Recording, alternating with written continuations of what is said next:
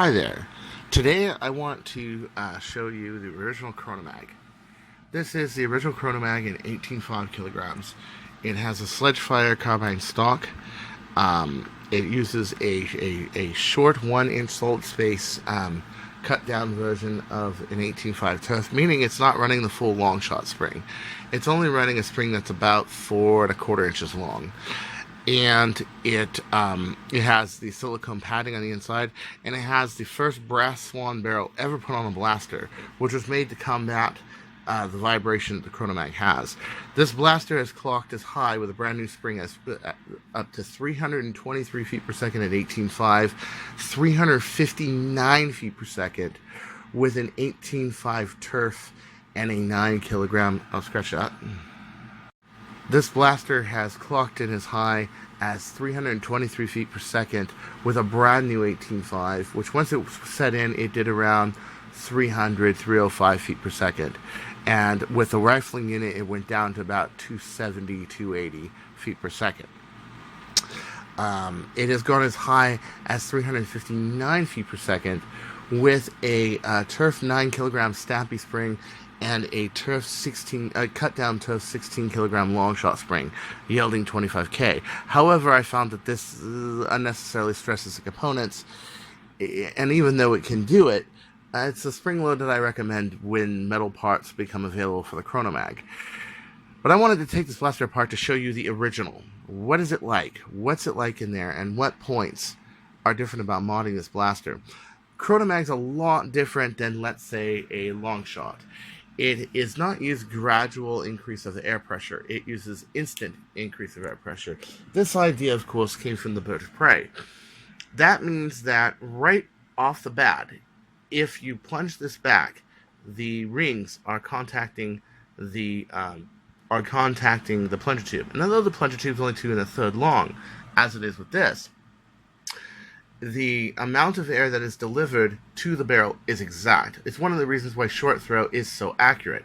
It does have certain disadvantages, though. One is that it's very sensitive to tuning. You really have to tune it up.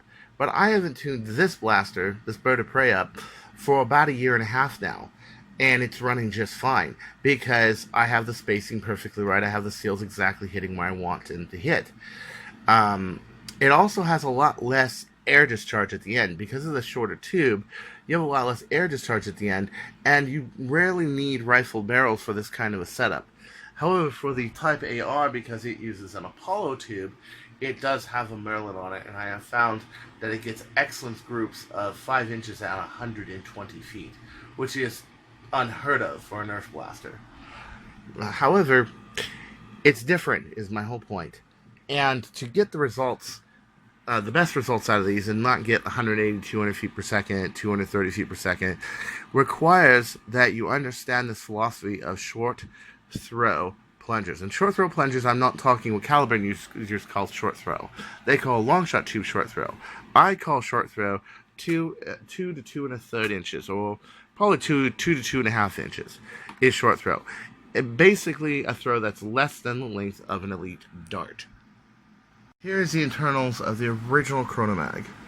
It has 4 layers of fiberglass cloth and epoxy glued to the gate to a jet blaster's magazine adapter that's reversed. The reason it's reversed was for 2 reasons. One, that the release won't fit right up here with this. Okay. The second was because it's made to be held in the front, and thus to be released with the front with the other hand. This blaster was always going to be a 2-handed blaster or a carbine. I never wanted it to be one-handed. Here you have the Nibco 1 inch to 1 1/8 inch adapter, and this makes it so it can hold a long shot spring. It uses a 3 kilogram turf long shot trigger catch spring, and it has a laminated stainless steel pusher, which is laminated with 4 passes of epoxy, and even to this day has not broken loose. It uses a brass 17/32 barrel around 3/4 inch aluminum on the outside, epoxy to the front here so it cannot move at all. So this is all one rigid unit.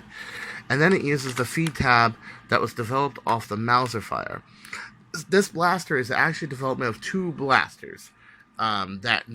which research came very much in handy. Of course, the bird of prey, which is where a short, fat tube design came from originally, was the bird of prey, and proved that it could do long shot velocities with a short tube. And also from the Mauser, it uses a very similar feed system as a Mauser. As a matter of fact, Rev 2, which also uses the Jet Blaster's Kronomag adapter, is very similar to this. You may notice the fiberglass speed hook.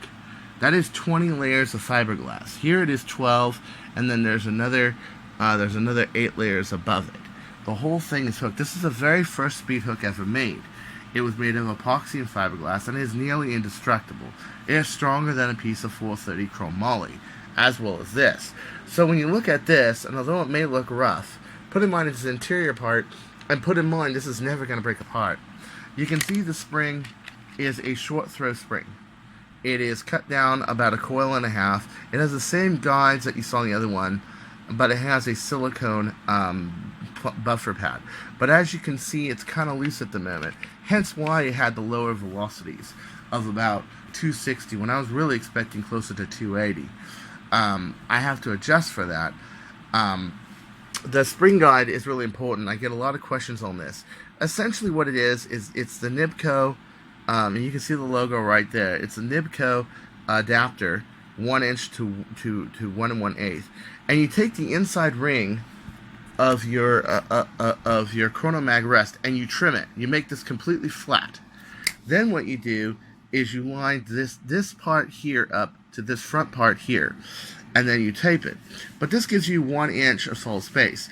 James Terrell, who gave me a care package for Kronomag parts, which included a pusher and a spacer and a spring adapter. The other 2 pieces I didn't really find that useful, but I found his spring adapter to be very useful. He is on Facebook. Do ask him to do it. His printing is very nice, and I cut it to basically taking the front part on the spring adapter, cut it from the very edge of the spring adapter to this part right here, and I measured it to 1 1/3. Then I figured out how much of this I had to cut, and then after I cut it, I glued it, and I put this in here to center at the same time, because on 3D printed piece there is that part there. That's really critical because that keeps the plunger rod oriented. But it would seem that this has a really loose plunger, and I had a feeling that it did. So we're going to go and wrap that with some Teflon tape. Well, I had loaned this to one of my paintball friends, and it would seem, he told me he had a problem with the plunger, but he took care of it. And it would seem that he took all the Teflon tape out. Okay, that's why it's reading short. This is supposed to have a lot of Teflon tape on it. This ring needs to be snug to here. It needs to be snug right in the beginning. And he took it out. I'm surprised it did 259 feet per second at all. Yeah, this is really bad. But another thing about the Kronomag you must understand.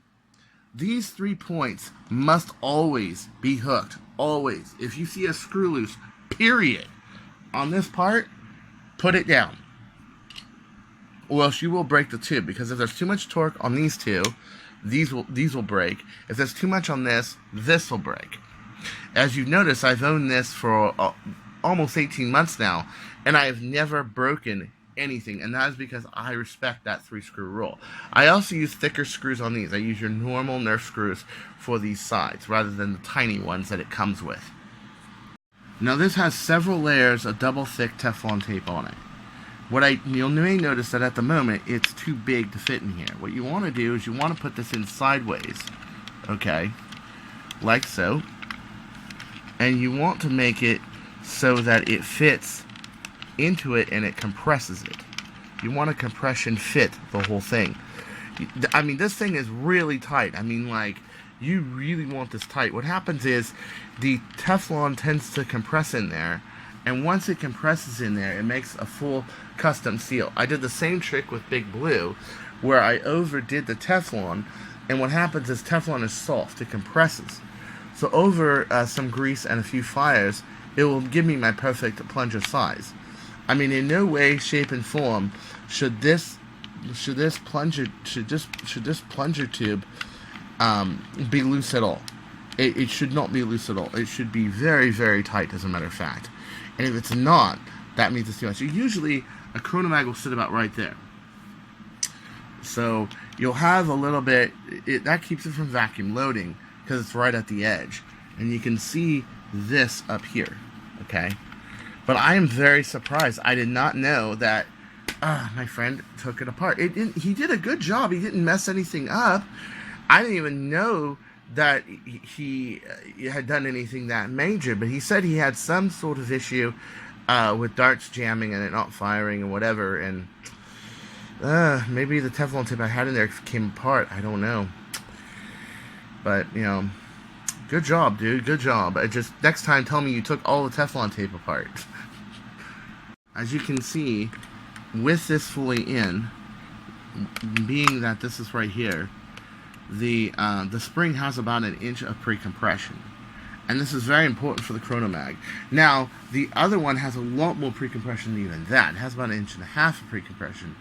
But this is adequate for a Kronos. So if you want to use this or use James Turrell's adapter, both work very well. I've noticed that the other one has a lot more punch to it because it's using a full long shot spring.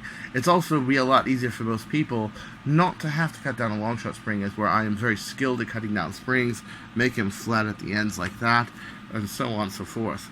So here is after I had adjusted the ring. Alright, ready, set, and yeah, see? Oh yes. That's with a rifling in it, by the way. That's with a rifling in it. So the Easy E Nerf kit, I needed tighter darts, and my barrel was dirty, and I needed to tighten up the seal and replace it with a silicone one. The Prophecy Kllerrrrrrr itself had an issue with, a friend of mine borrowed it. He said that he had some sort of problem with it not firing right, and he had changed he had messed with the spring in the plunger area, and now it's firing fine. And he did not tell me that he took all the Teflon tape out of the damn thing, which it was still firing, but he would have had a much better day had he had replaced it, because 260 for a Kronomag is decent, but for an 18.5 Kronomag, it's a bit slow. So, yeah, that was the issue right there. So until next time, this is Chris Cartea. I hope you're enjoying Kronomag Week. Don't you go changing, or I'll find you.